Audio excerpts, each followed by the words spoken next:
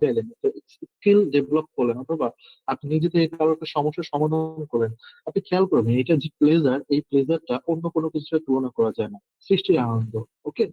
তো ওই যে গড কেন আমাদের তৈরি করেছেন, কারণ উনি প্লেজার পান, সৃষ্টি করে প্লেজার পান। এটা একটা থিওরি, এটা ধর্মের সাথে কোনো মানে আমি এগেইনস্টে যাচ্ছি না, থিওরি বলা হয়। মানুষ তো আসলে আয়নার মতো, মানে আয়নায় নিজেকে দেখতে চায়। তো আমি আসলে ওই কারণেই লিখি, কারণ লিখতে ভালো লাগে, পত্রিকায় ছাপার হরফে নিজের নামটা দেখতে ভালো লাগে। আমার আসলে মরাল অব্লিগেশন বলেন বা সোশ্যাল অব্লিগেশন বলেন, এটা তৈরি হয়েছে, এটা পরবর্তী তৈরি হয়েছে, but at the very beginning আমার লিখতে ভালো লাগতো, আমার ছাপা হরফে নিজের নাম লিখতে ভালো লাগে, নেশার মতো। প্রতিদিন রাত 12টা অথবা সকালবেলা আমি হচ্ছে পত্রিকা খুঁজে বের করি যে আমার কোনো সাবমিটেড আর্টিকেল প্রকাশিত হয়েছে কিনা। তো ওই সারাদিনটাই আমার ভালো যায় যে আমার লেখাটা পাবলিশ হয়েছে কিনা। যাই হোক, আমরা কেন লিখবো মোটামুটি আমরা আইডিয়া করতে পেরেছি। তো আমি পরবর্তী আলোচনা চলে যাচ্ছি। আপনারা হয়তো একটু বিরক্তই হচ্ছেন যে আসল আলোচনা কখন আসবে, কিভাবে লিখবো, কিভাবে লেখা শিখবো, অথবা লেখা শিখায় না কেন। তো আপনাদের জ্ঞাতার্থে আরেকটু জানাই, টু বি ভেরি অনেস্ট, লেখা কাউকে কেউ শিখাইতে পারে না। আমিও আপনাকে লেখালেখি শিখাইতে পারবো না, এটা একেবারে ইনহারেন্ট একটা ব্যাপার, যে আপনার ভিতরে কি আছে এটা আপনি প্রকাশ করবেন। আমি আপনাকে যেটা করবো, আমি আপনার যে লেখালেখির প্রক্রিয়াটা, টেকনিক্যাল কিছু কিছু বিষয়ে আমি আপনাকে শেপ দিব, টেকনিক্যাল কিছু বিষয় আপনাকে জানাবো, যে বিষয়গুলো জানা থাকলে আপনার লেখাটা পাবলিশ অব্দি হবে। সুতরাং আমি আপনাদেরকে প্রথমে হতাশ করছি যে আমি আপনাদেরকে লেখা শেখাতে পারবো না। আপনি নিজে জানেন আপনারা অনেকেই আমার থেকে ভালো রাইটার, কিন্তু কয়েকটা ইনফরমেশন অথবা টেকনিক্যাল গ্যাপের কারণে হয়তো আপনার লেখালেখির জার্নিটা শুরু হচ্ছে না, অথবা শুরু হয়েও সেটা ভালো হচ্ছে না, সেই জিনিসটা আমি টেক কেয়ার করবো। তো চলেন পরবর্তী আলোচনায় আমি চলে যাচ্ছি। আহ আচ্ছা, আই হোপ আপনারা দেখতে পাচ্ছেন। আচ্ছা, শুরুতেই আমরা কিছু টেকনিক্যাল অথবা স্ট্রাকচারাল গাইডলাইন ফলো করি। আপনারা একটু খুব মনোযোগ দিয়ে শুনবেন, কারণ এখন আমি আসলে খুব গুরুত্বপূর্ণ কিছু আলোচনা করছি। মনে করেন আপনি একটা লেখা তৈরি করবেন, কি বিষয়ে লিখবেন অথবা কোন কোন বিষয় আপনার চুজ করা উচিত, এইসব বিষয় আমি পরে আসছি, বাট তার আগে আপনি টেকনিক্যাল কিছু বিষয় মাথায় রাখবেন। ফার্স্ট অফ অল, আপনি একটা লেখা লিখবেন, সেই লেখার শব্দ সংখ্যা কত হবে অথবা সাইজটা কত হবে, খেয়াল করেন ওয়ার্ড কাউন্ট আপনি কি দেখতে পাচ্ছেন? যদি একটু ফিডব্যাক দিতে দেন। জি স্যার। আচ্ছা, ঠিক আছে। আচ্ছা, এই বিষয়টা কিন্তু কেন এসেছে এটা আমি পরে বলছি, এবং কোন বিষয় কিভাবে লেখা উচিত, বিগিনিং কিভাবে হবে, টাইটেলটা কিভাবে হবে, কিভাবে সাবমিট করবো, পরে আসছে, বাট আপনার টেকনিক্যাল বিষয়টা একটু আগে নোট ডাউন করে রাখেন। দেখেন, একটা লেখা আমি রেডি করবো, ধরেন আপনি একটা লেখা রেডি করবেন, সেই লেখাটার শব্দ সংখ্যা কত হবে। আমি আপনাদেরকে সাজেস্ট করবো আপনার লেখাটা হবে 800 থেকে 1200 শব্দের ভিতর, বাংলা হোক অথবা ইংরেজি হোক, দুটার ক্ষেত্রে 800 থেকে 1200 শব্দ। Okay. For most newspapers column, some outlets accept shorter pieces, 600 থেকে 800। কোনো কোনো নিউজ পেপার বাংলা, সেটা বেশিরভাগ বাংলা, 600 থেকে 800 শব্দের লেখা নেয়। তো আমি ব্যক্তিগতভাবে আমি দেখেন হাইলাইট করে রেখেছি যে আপনারা যেটা লিখবেন সেটা কমপক্ষে নিম্নে 800, যে 800 শব্দের পরে আপনারা যাচ্ছেন, আপনি কিছু লিখতে পারছেন না, হুইচ ইজ ফাইন, আপনারা 800-তে থেমে যাবেন, তবে 800 নিতে না।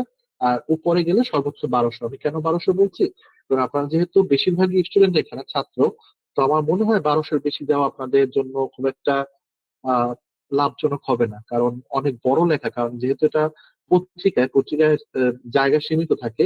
তো 1200-র বেশি গেলে পত্রিকাগুলো আসলে আপনার লেখা পাবলিশ করতে চাইবে না অথবা প্রকাশ করতে চাইবে না, কারণ আপনি 1500 শব্দ একটা লেখা লিখলেন, তো ওই লেখাটা দেখা যাচ্ছে যে অনেক এডিট করে 300 শব্দ কমাতে হবে, এটা খুবই কষ্টসাধ্য কাজ। তো আপনি 800 থেকে 1200 শব্দের ভিতর থাকবেন। তবে আপনারা যদি ফিচার লেখেন, সেই ফিচারটা আপনারা 1200, 1500, 1600 বড় করে লিখতে পারেন, কোনো সমস্যা নেই। কোনো কোনো পত্রিকা অথবা নিউজ আউটলেট তারা লঙ্গার ফিচার্স নেয়, আমি যেটা বললাম যে 1200 থেকে 1500 অথবা 1000 থেকে 1200। ওকে। তবে আপনার জন্য সুইট স্পট হচ্ছে 1000 থেকে 1200 শব্দ। আশা করি আপনারা বুঝতে পেরেছেন। দ্বিতীয়ত, আপনারা লেখাটা লিখবেন হচ্ছে ওয়ার্ড ফাইলে, ডক্স ফাইলে অথবা ডক ফাইলে, ওয়ার্ড ফাইলে। কখনোই আপনার লেখা লিখে পিডিএফ এ সেভ করবেন এবং পিডিএফ পাঠাবেন না। আপনারা অবশ্যই ওয়ার্ড ফাইলে লিখবেন, এবং ওয়ার্ড ফাইলে যখন লিখবেন তখন আপনার ফন্টটা হবে স্ট্যান্ডার্ড ফন্ট। সেই ফন্টটা কি, টাইমস নিউ রোমান অথবা ক্যালিব্রি। আমি আপনাদেরকে টাইমস নিউ রোমানে লেখার জন্য সাজেস্ট করব, এবং আপনার ফন্ট সাইজ, আপনার যে অ্যাকচুয়াল রাইটার সেটা ফন্ট সাইজ হবে 12 পয়েন্ট, অথবা ফন্টের সাইজটা হবে 14 পয়েন্ট। আমি নিজে ব্যক্তিগতভাবে 14 পয়েন্টে লিখি, 12টা স্ট্যান্ডার্ড, বাট আমি 14 পয়েন্টে লিখি।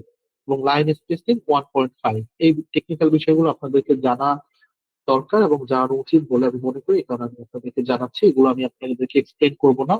যারা ওয়ার্ডে মোটামুটি লিখতে জানেন তারা এই বিষয়গুলো একটু খেয়াল রাখবেন। পাশাপাশি আপনারা যখন লিখবেন একটা বিষয় নিয়ে, যেমন বাংলাদেশে একটা ধারা ছিল 57 ধারা, 57 ধারায় যে কাউকে হচ্ছে পুলিশ কোনো কোশ্চেন ছাড়াই গ্রেফতার করতে পারে। ধরেন এই বিষয় নিয়ে আপনি লিখবেন, আপনি লিখেন, সেই লেখাটার সাইজ হলো 1200 শব্দ, আপনার লেখাটা টাইমস নিউ রোমানে লেখা, এবং লেখাটার পয়েন্ট হচ্ছে ফন্ট সাইজ হচ্ছে 12 পয়েন্ট অথবা 14 পয়েন্ট, সবই ঠিক আছে। লেখা শেষ হলে তারপর হচ্ছে আপনাদেরকে টাইটেলটা লিখতে হবে। মনে রাখবেন, আমি বারবার বলছি, title comes last not first. আপনি লেখাটা রেডি করবেন, লেখাটা শেষ করে আপনি নিজে একটু ব্রেক নিয়ে আপনার লেখাটা পড়বেন। লেখা পড়ার পর আপনার মনে হবে যে এটা টাইটেল কি হওয়া উচিত। আপনি যদি আগে টাইটেল লিখে পরে লেখাটা লেখেন, তাহলে কিন্তু আসলে ব্যাপারটা ভালো হবে না, কারণ টাইটেলের সাথে লেখা ম্যাচ করতে নাও পারে। দেখেন, আমরা যখন চিন্তা করি, আপনাদের চিন্তা কি একটা পয়েন্টে থাকে? চিন্তাটা স্ক্যাটার্ড না? ধরেন আপনি চিন্তা করেন কালকে আমি ভার্সিটি যাব, ক্লাস হবে, ক্লাস করব, কোন জামাটা পরবো, আচ্ছা জামা পরতে গিয়ে জামা তো অনেকদিন কেনা হয় না, আচ্ছা জামা তাহলে কই থেকে কেনা যায়, আড়ং থেকে কেনা যায়, আড়ং কই, কোন আড়ং এ যাবো, ধানমন্ডি আড়ং এ যাবো না হচ্ছে উত্তরা আড়ং এ যাবো, উত্তরা আড়ং হচ্ছে বাসার কাছে, তাহলে কিসে যাবো, মেট্রো রেলে যাবো, বাংলাদেশে মেট্রো রেল কয়টা আছে দেখেন। চিন্তা করছেন কালকে হচ্ছে ভার্সিটি কোন ড্রেস পরে যাবেন, আপনার চিন্তা চলে গেল হচ্ছে মেট্রো রেল। আমাদের চিন্তাগুলো কিন্তু এরকম স্ক্যাটার্ড, ছড়াছড়ি করে, দৌড়োদৌড়ি করে। তো লিখতে গেলেও হচ্ছে আপনার চিন্তাগুলো কিন্তু একই ভাবে হচ্ছে একটা পয়েন্টে থাকবে না, বিভিন্ন পয়েন্টে দৌড়োদৌড়ি করবে।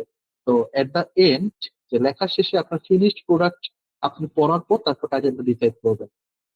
এরপর সর্বশেষ যেটা আছে, অথর্স বায়ো। আপনি একটা লেখার শেষে যেটা করবেন, আপনার নাম, ধরেন আপনার নাম হচ্ছে ফারিহা জামান, আপনার ডেজিগনেশন, আপনি student, department of law, South East University. এটা একটা আমি নিজে বানিয়েছি, আমি জানি। ওকে, যেমন LLB student at X University. অথবা আপনি ধরেন রিসেন্টলি গ্রাজুয়েট হয়ে গিয়েছেন, আপনি হয়তো কোনো জব করছেন না, আপনি লিখতে পারেন রিসেন্ট ল গ্রাজুয়েট। অথবা আপনি লিখতে পারেন আপনি একজন